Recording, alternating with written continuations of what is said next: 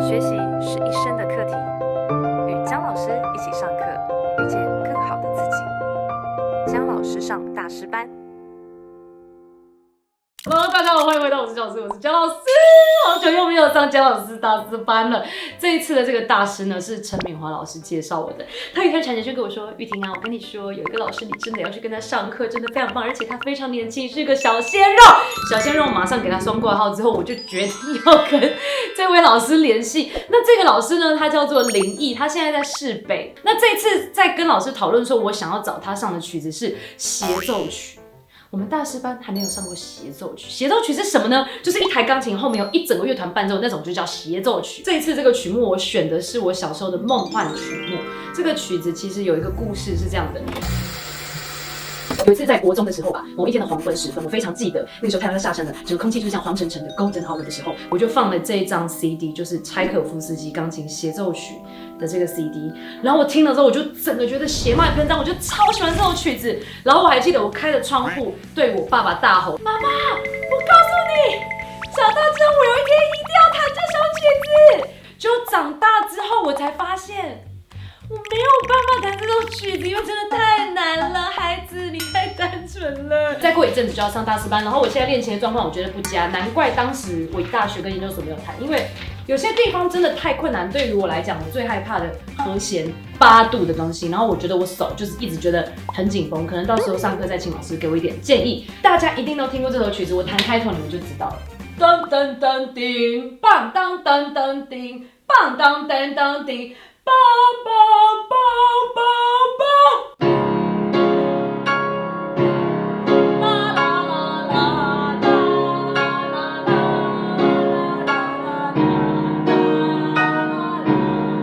这首大家一定有听过吧？好，就是这首上课。然后其实最难的不是前面那个，是这个。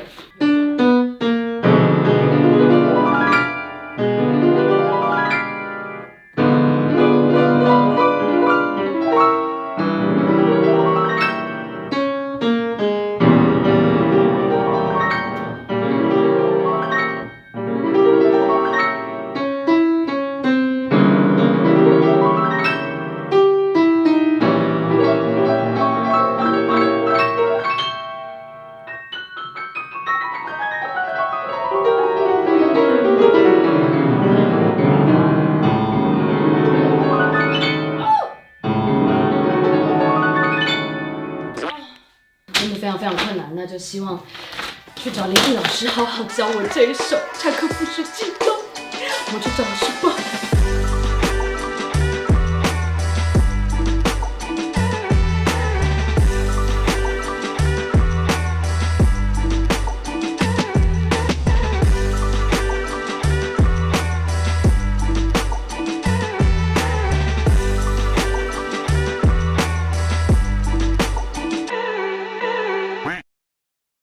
好的，各位朋友，我现在已经在市北了，不可能我看起来这么的，怎么讲呢？心花朵朵开，因为史上最年轻的教授要出现了，就是林毅教授，欢迎。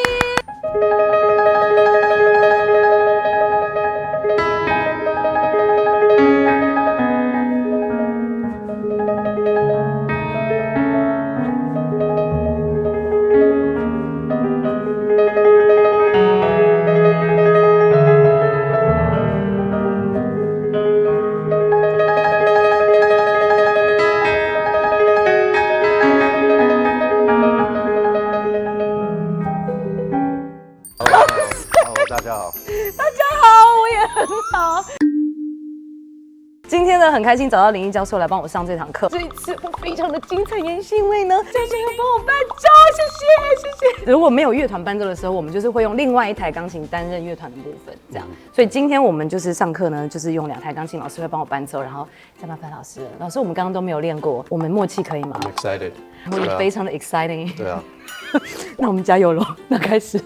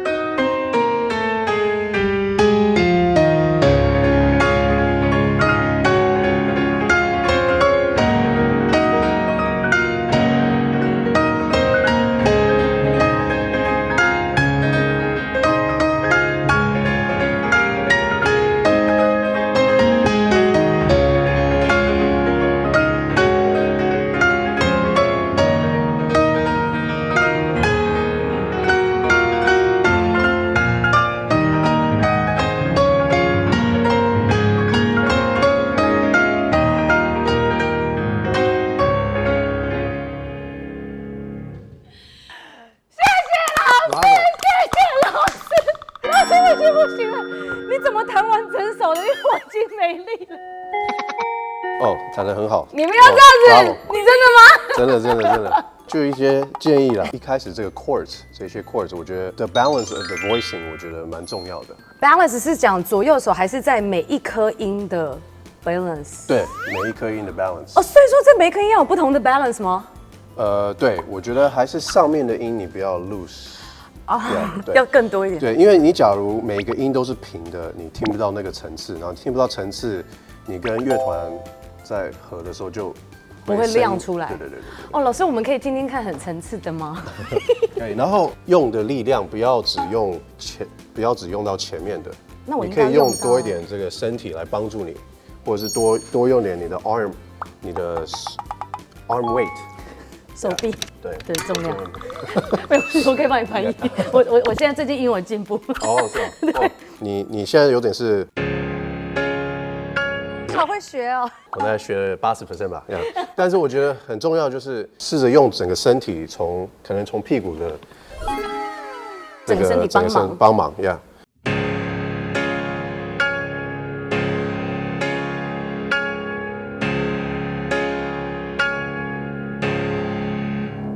我知道这黑键会比较难，even 这个黑键你要试着，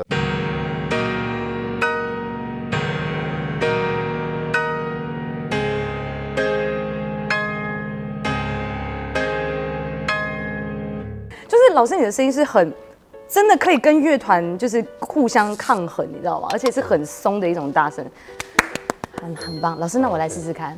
手指是扎实的，但是不要是紧的。哦。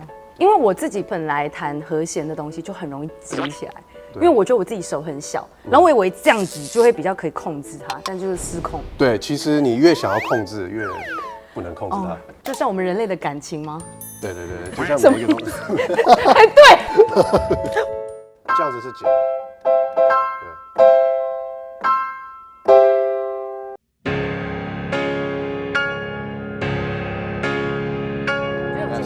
我好像有进步哎，好像有对，好像 no， 但是我觉得不需要 release 那么快，我觉得你可以 feel the weight of the key。OK， 我不要马上这样子收掉。对。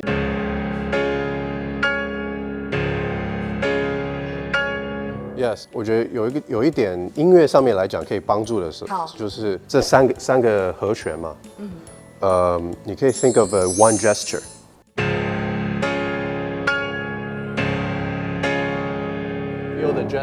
在低音的时候，你要给大家听到钢琴很浑厚的声音，然后在高音的时候让它亮出来，就会感觉这整个音域是非常宽广之外，它同一个想法可以连接这3个和弦，才不会感觉一直在切掉这样。放松要放松一下，不用紧张。我给你逼了踩50斤。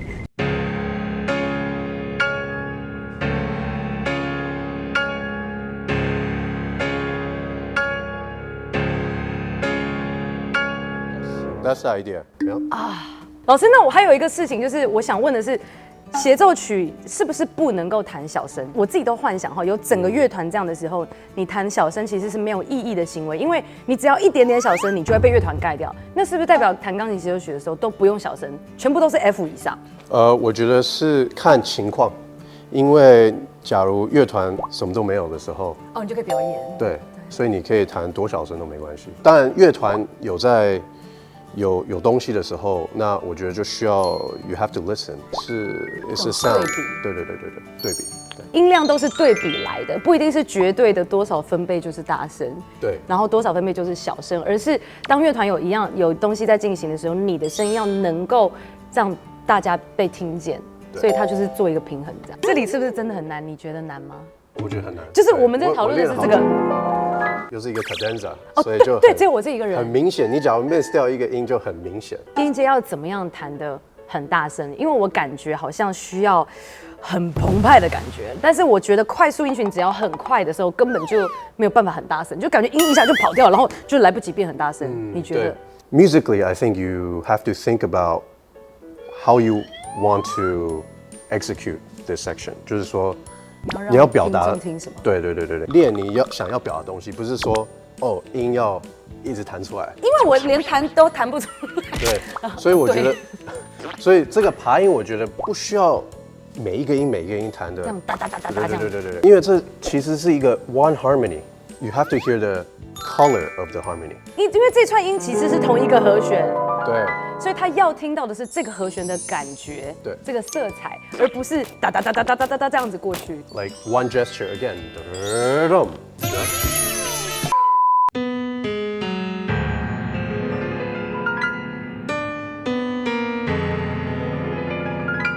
你声音要听到，不是说大声，你要听到这个组成的这个对和弦的音色。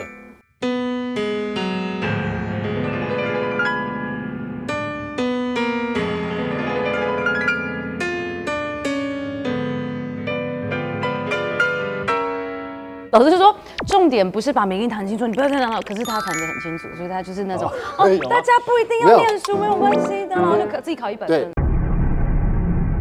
很常跟学生讲，声音是从耳朵出来的，不是说有些会是推来推去，推来推去这些，我觉得这些都是多余的。有人说钢琴可以抖音，钢琴可以抖音吗？我觉得你看着镜头说，科学上科学角度，他们一直说，因为有些人会这样，你会这样做吗？大概偶尔也会啦。但是你只是为了一种 emotion， 不是为了抖音。我觉得是一个 imagination。哦，对呀，可能是。呀，所以就是你比如说，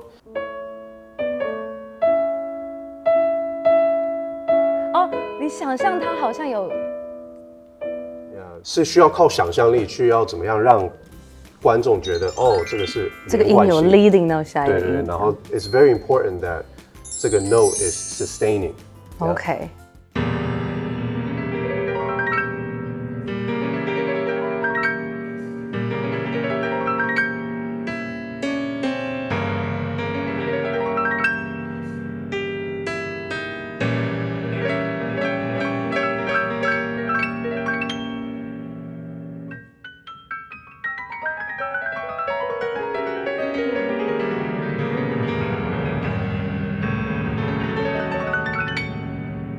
这次弹的比较好，可是这里我很想要加快很多哎，可以加快啊，你可以吗？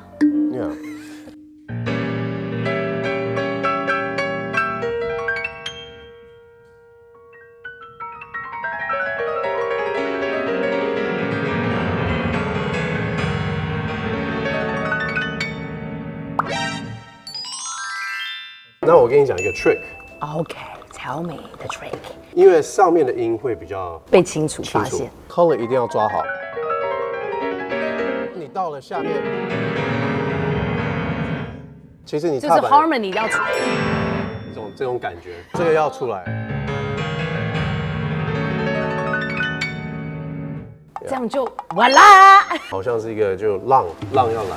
OK，something like that。老师在讲的是，其实更多时候是那个 idea 要让大家听见，然后跟那个声响跟它的 color 很重要。上课之前我们讨论的时候，老师希望我也可以准备一点第二主题的东西，因为他觉得前面这个就是一个很多在着重在和弦上面的东西，可是，在第二主题它变成一个非常温柔的感觉，然后所以可能可以给大家听听看，就是这个第二主题。老师，那我们这边要合一下伴奏吗？不用吧，你自己弹。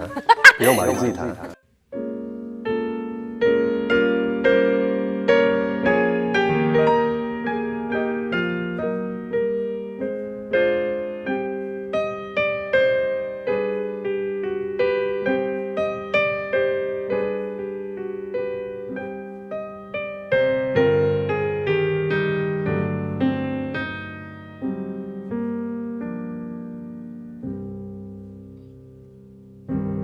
Beautiful， 真的吗？我可以感觉到你的 musical intention。真的吗？所以我是一个弹慢板很厉害的人吗，老师？对啊，蛮有音乐性的。但是就是一些但是了吗？但是下面的这些音，这些 harmonies， 我觉得要更清楚。你的声音可能可以sing more。sing more 这个东西呢，常常钢琴老师都会跟学生讲说，你再唱多一点，再唱多一点。然后学生就会觉得我要唱什么呢？怎么样可以让人家听起来觉得你唱多一点，或者是怎么样叫做用钢琴唱歌 ？It's like speech。讲话的时候，对，比如说，假如我现在讲，对，但是要有一些咬字，我觉得这些咬字是重点。你在唱歌的时候也是有咬字，然后是有声音的，是有音色在的。练曲子的时候，其实我们的角色是当一个演员，谱就是像他们的剧本对脚本，然后里面是有很多字啊，这些台词，一句话可以用很多不同的方式去表达，然后会有不同的 emotion。哦，所以会这有不同的感觉这可能是说，亲爱的，你怎么还没回来吃饭？或者是为什么没有要回来吃饭？这样子吗？对，OK，你喜欢哪一个？个？我现在弹一个那个版本。大概。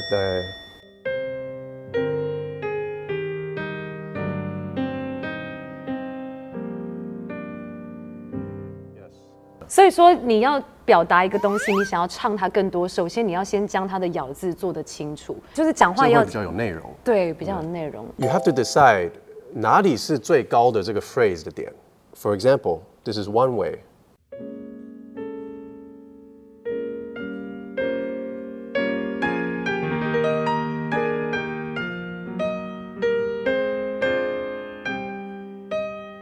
Another example is maybe you don't want to be 那么的热情。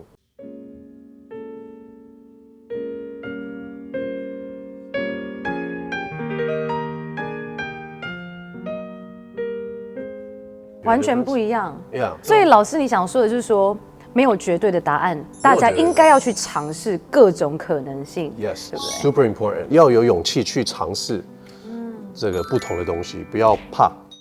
这次真的非常感谢林毅老师来帮我上这堂课，因为你已经在国际之间很长的演出，或者是各种参与音乐节的东西。你觉得台湾的学生如果想要具备这样国际的眼光等等的，你觉得他们在小时候啊，或者是现在这个学习阶段，可以有什么样子的准备？台湾的小朋友会弹很大的曲子，可能是为了比赛。我懂，就是比赛要用一个比较，很就是炫前3分钟要表达就是自己很厉害这样子，然后就不会弹得那么细，因为对他来讲曲子太大了，比如说他会混啊这些东西，就会变成累积这样子的习惯。对，然后在第二，他是只会学这3分钟的曲子，其他就不学了。你有遇过这样的学生吗？大部分学生都这样，连我，包括我以前，come on，对，你以前也是这样，我以前也是这样，是没练完的那种。对，我以前，你自己都没练完，你现在教大家练完。所以我现在叫大家，要练叫大家要不要跟我一样的。我觉得要练习耳朵 ，I call it the inner ears， 里面的耳朵都可以有一些声音嘛，对不对？自己可以唱。哦，所以弹的时候其实是搭配自己心里有一个在唱的一个东西。对 ，How you want to hear the music，yeah，inner ears。接下来要弹出来，然后你这弹出来的当中呢，你外面的耳朵，就是你平常在听别人讲话的这个耳朵，需要检查到底这个 inner ears 跟 outer ears 有没有Combine 有没有 is the same、if this is what you want。你不是只是在操纵这台机器的感觉，所以你透过你自己想要唱的东西，你真的把它付诸在乐器上面，这2件事情有没有完全的很好的结合在一起？这样子才可以让别人觉得你的音乐是有你自己个人的想法，真的传达给观众。好的，现在我们上完课了之后要干嘛？我要帮老师伴奏，回到我的老本行。老师，你知道我是伴奏吗？我一直都是帮人家伴奏的。哦所以你现在请到的是台中很有名的伴奏。哇，It's my honor。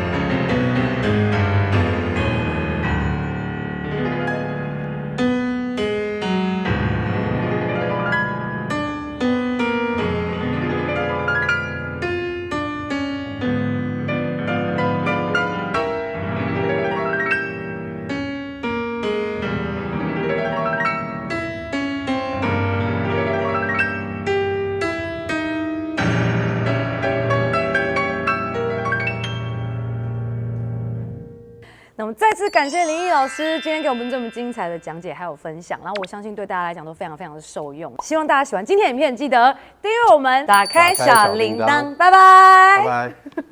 老师，你没有在台湾学琴吗？小时候？有啊。你到几岁离开台湾？小学4年级。哦，真的？你我还读过音乐班。你读哪里音乐班？对啊。你读哪里的音乐班啊？敦化。哦天哪，老师好帅哦！打开小铃铛。